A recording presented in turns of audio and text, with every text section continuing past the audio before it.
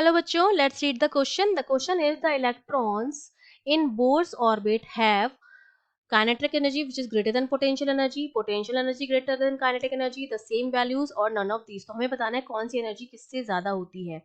तो देखिए इस क्वेश्चन को सॉल्व करने के लिए हमारा जो की कॉन्सेप्ट रहेगा वो हमारा क्या रहेगा। हम जानते हैं कि बोर मॉडल हमें क्या बताता है। बोर मॉडल हमें ये बताता है कि जो इलेक्ट्रॉन होता है वो न्यूक्लियस के चारों तरफ क्या करता है, स्पेसिफाइड ऑर्बिट्स में क्या करता है, रिवॉल्व करता है। ठीक है, बहुत सारे ऑर्बिट्स होते हैं और इस तरह ऑर्बिट में ये इलेक्ट्रॉन जो होता है वो रिवॉल्व करता है। ये इलेक्ट्रॉन हो गया, ये क्या कर रहा है, रिवॉल्व कर रहा है।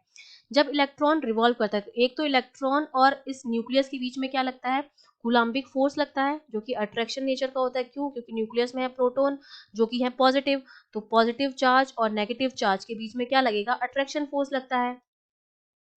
ठीक है, तो एक तो कूलाम्बिक अट्रैक्शन फोर्स लगता है। अब हमें ये पता है इस अट्रैक्शन फोर्स की वजह से, कूलाम्बिक अट्रैक्शन फोर्स की वजह से तो क्या होती है, हमारे पास पोटेंशियल एनर्जी आती है और ये रिवॉल्व कर रहा है तो मोशन इसकी वजह से हमारे पास क्या होती है, पोटेंशियल एनर्जी होती है, क्योंकि इलेक्ट्रोस्टैटिक फोर्स है ये। और मोशन कर रहा है, ये रिवॉल्व कर रहा है, इसका मतलब मोशन कर रहा है, उसकी वजह से क्या होती है, काइनेटिक एनर्जी होती है। तो जो टोटल एनर्जी होती है इलेक्ट्रॉन की वो sum of kinetic energy plus potential energy होती है। अब हमें ये बताना है कि कौन सी एनर्जी ज्यादा होती है। ठीक है, तो अब देखो हमें पता है कि जब ये इलेक्ट्रॉन रिवॉल्व कर रहा है इसके चारों तरफ, तो इसको रिवॉल्व करने के लिए हमें कोई ना कोई फोर्स रिक्वायर्ड होगा। जो फोर्स जो होता है इस रिक्वायर्ड होता है वो लगता है सेंट्रीपिटल फोर्स। ठीक है, वो हमें देता है और ये सेंट्रीपिटल फोर्स रिक्वायर्ड है इसको रिवॉल्व करने के लिए। और ये सेंट्रीपिटल फोर्स जो है वो बैलेंस किससे होता है, ये बैलेंस होता है हमारे इलेक्ट्रोस्टैटिक फोर्स से।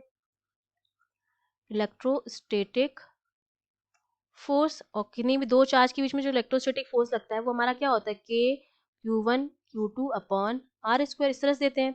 और सेंट्रीफ्यूगल फोर्स हमारा क्या होता है, mv स्क्वायर अपॉन आर। तो जब दोनों को इक्वेट करते हैं तो वहां से हमारे पास रेडियस मिल जाती है और उस रेडियस की वैल्यू को हम यूज करके काइनेटिक एनर्जी जो है वो निकालते हैं एन ऑर्बिट के लिए।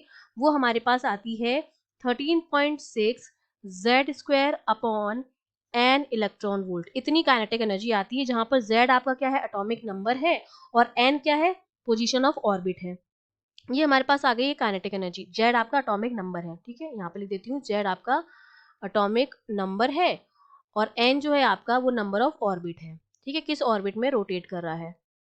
अब सिमिलरली अगर मैं पोटेंशियल एनर्जी निकालूं, क्योंकि जो पोटेंशियल एनर्जी होती है वो किसकी वजह से आती है, इलेक्ट्रोस्टैटिक फोर्स जो लग रहा है अट्रैक्शन का न्यूक्लियस और इलेक्ट्रॉन के बीच में।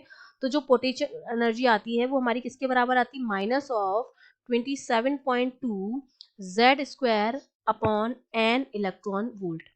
ठीक है, ये इक्वेशन, इसको मैं सेकेंड इक्वेशन दे देती हूँ और इसको मैं फर्स्ट इक्वेशन दे देती हूँ।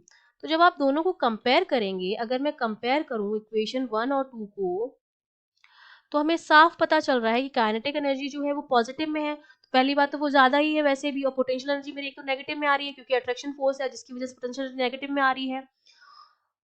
तो इसका मतलब काइनेटिक एनर्जी जो है वो ज्यादा है पोटेंशियल एनर्जी से। अगर हम कंपेयर करें तो हमको ये चीज पता चल रही है। तो ये हमने कंक्लूड कर लिया है। दैट मीन्स हमारा जो ए ऑप्शन है जिसमें लिखा है kinetic energy greater than potential energy, वो हमारा करेक्ट ऑप्शन हो जाएगा। I hope you understood well. All the best.